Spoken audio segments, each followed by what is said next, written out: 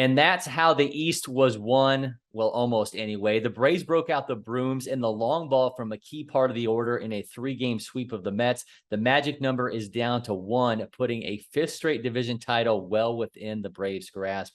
Welcome into BPTV. The Mets brought their biggest and their baddest, including 2 future Hall of Famers. All they needed was 1 win, 1 single win to claim the season series. But that's now the Braves, and everything, Grant, changed over 3 days at Truist Park. It truly did. And when we ran all the scenarios for you and I here on this show or over on From the Diamond and just in our conversations at the ballpark throughout this week, you knew that the Braves needed this sweep in the worst way. They lined up their rotation the best they could. We knew they didn't have Spencer Strider. And then we see that the Mets have lined up their rotation to put Jacob deGrom and Max Scherzer in those first 2 games, definitely going, as they say, for the jugular. They elevated their top prospect, the top prospect in all of baseball, to help give their lineup some more punch. And as it turned out, it was a Braves lineup that did pretty much all of the punching in this series. And the Braves pitching staff, I mean, the starters kept it manageable, but what a performance by the bullpen to really seal all 3 of these games. The big hits were there. The big pitching was there. The performances that you needed. Pretty much everybody was chipping in some way, shape, or form to help the Braves win this series. And now swing the momentum of the National League East firmly into the Braves' corner, heading into the final 3 games of the season with that magic number of 1. No one in the Braves lineup was struggling more going into this series than Matt Olson and Dansby Swanson, and that's not hyperbole. They, among players with at least 20 or more plate appearances in September, they had the worst weighted run created plus of any Braves player among all qualified hitters that month. Olson was 154th, hitting 53% below league average. Swanson, who is in the midst of a career year, was 20th among all shortstops. All they did was homer in all 3 games, becoming the first Braves teammates to do so in the modern era since Eddie Matthews and Lee May in 1961. Playoff mode, Grant, activated. No doubt about it. And when we talked about Matt Olson, the struggles that he was going through and the fact that he was just trying to hit his way through it and really looking for not just a way to get out of this slump, but I think the big moments for him in a Braves uniform, something to galvanize him, I think, with the fan base and something to get him feeling like himself again. This is the kind of series that you'd certainly pull from whatever book you wanted to and say, I want a series like that. 3 consecutive games, 3 consecutive home runs for him against some pretty good pitching as well. You go against deGrom back-to-back with Austin Riley, hit a big home run against Max Scherzer in game 2, and then come out and game 3, add a solo shot that helped the Braves just get that little insurance run that they needed as they closed out the Mets. And I don't know what else you can say about Dansby Swanson in big moments. These are just 2 things that go together, and we've seen it since his rookie year. You know, the Braves may not have been as good in 2016 as they are here in 2022, but it just always feels like with runners on or with a big moment or, 2 outs and the Braves needing a hit or a run knocked in, Dansby Swanson is one of the guys, if not the guy, that you point to that you want up in that situation. And he delivered yet again as the Braves swept away the Mets. You mentioned it. Austin Riley, I mean, he was struggling as well. He homers Friday off of Jacob deGrom to really get the long ball started. Now, Olson, Riley, Swanson, these are the only players this entire season who have all homered off of deGrom, Max Scherzer, and Chris Bassett. Meanwhile, Max Fried's Friday outing was cut short by illness. Kyle Wright was very strong Saturday in getting his MLB leading 21st win. Charlie Morton gave up 2 homers, although he did enough to outduel Chris Bassett, who lasted all of 2 2/3 innings. But let's talk about the work of this bullpen. They covered 12 2/3 innings in this series, a .71 ERA, a .71 WHIP, 14 strikeouts, 2 walks, and they capped all 3 with Kenley Jansen saves. We talked before the series about how critical the depth of the Braves bullpen felt. It proved to be a major difference maker in this series win.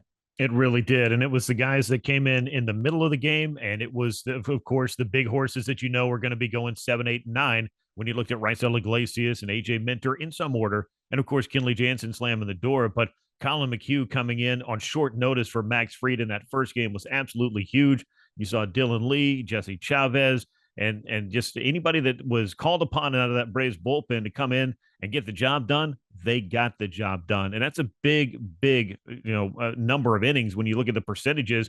Braves starters going out throwing 5 innings in game 1, 5 innings in game 2, and only 4 1/3 innings in game 3 for Charlie Morton. So it was pretty much a 50-50 split and the innings that needed to be covered by this Braves bullpen. And boy, did they ever deliver. And Kenley Jansen, I felt like really, shaky in the opener of this series, but He came out in game 2, zero reason to worry. And in game 3, he needed just 7 pitches to finish off the Mets. So an extremely impressive work from this Braves bullpen, which I know has gotten beaten up at times. And I know some games have gotten away from them, as happens with every bullpen across baseball. This has been a strength for this Braves club for most of, if not the entire season. And it continues to pay dividends here as we head into October. I mean, I continue to be in awe of Raisel Iglesias. 25 and a third innings in a Braves uniform, and he's allowed 1 earned run. That guy's been absolute nails in setting things up there for Kenley Jansen. You just there may not be a bigger weapon for this team going into the postseason. A guy that you can use in so many different situations if things go awry with Jansen at any point. I mean, you know, you've got a guy with that experience as a closer right there, ready to pick things up. So a major weapon for the Braves. Again, now all needed for the Braves is a win over the Marlins or a Mets loss, and they are division champs for a 5th straight season.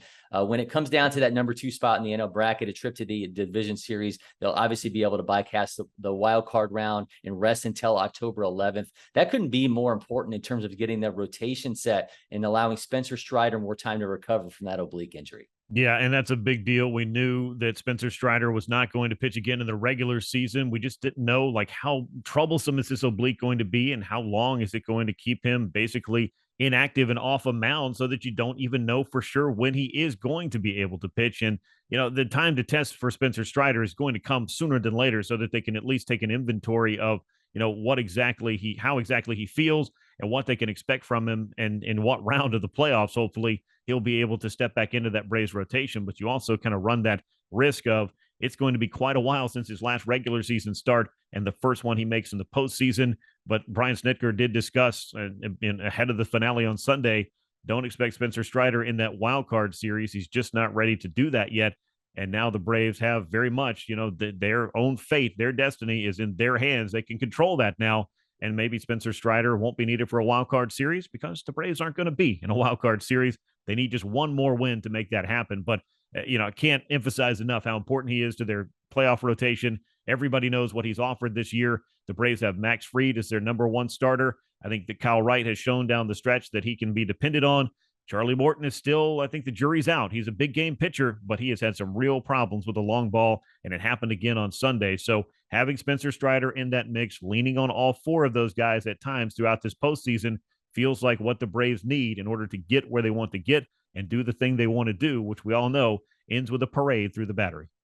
So now the Braves with an opportunity to close things out and clinch that division beginning Monday in a series against the Marlins. Meanwhile, the Mets are hosting the Nationals. Bryce Elder taking the mound for the Braves on Monday, a .65 ERA in his last 4 outings. We know how critical he's been here down the stretch. And obviously no Sandy Alcantara pitching. The Marlins have already announced his season's over with. His NL Cy Young resume is already in place. So a lot of things set for the Braves to start celebrating and pop potentially that champagne beginning as early as Monday night in Miami. Yes, of course, potentially. You'll load it up on the trucks and have it ready, and for good reason. And I think it would be kind of appropriate based on what we've seen Bryce Elder do over the past couple of months when called upon by the Braves, for him to be the guy that starts the game that clinches a division winner for the Atlanta club for the 5th consecutive year. I think it would just be a nice little accolade for a pitcher who came up early on, looked like he could contribute, then kind of ran into some troubles, went back to the minors, went back to work, and got called upon to help the Braves rotation get through a couple of bumpy spots. And he's been terrific.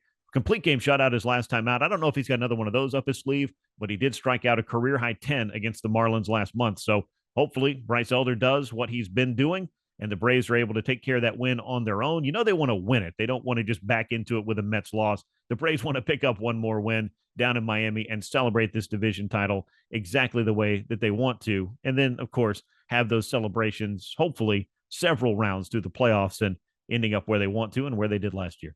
Well, the Braves control their own destiny or their density if your name's George McFly. And we'll be back with more later this week as the NL postseason bracket picture gets set. Make sure you stick with us here on BPTV. So hit that subscribe button, turn on notifications, and don't forget you can find us on From the Diamond on 92.9 The Game in Atlanta. You won't want to miss out what we have for you in store this postseason. Until next time, I'm Cory McCartney. He's Grant McAuley, and we'll see you soon, Braves Country.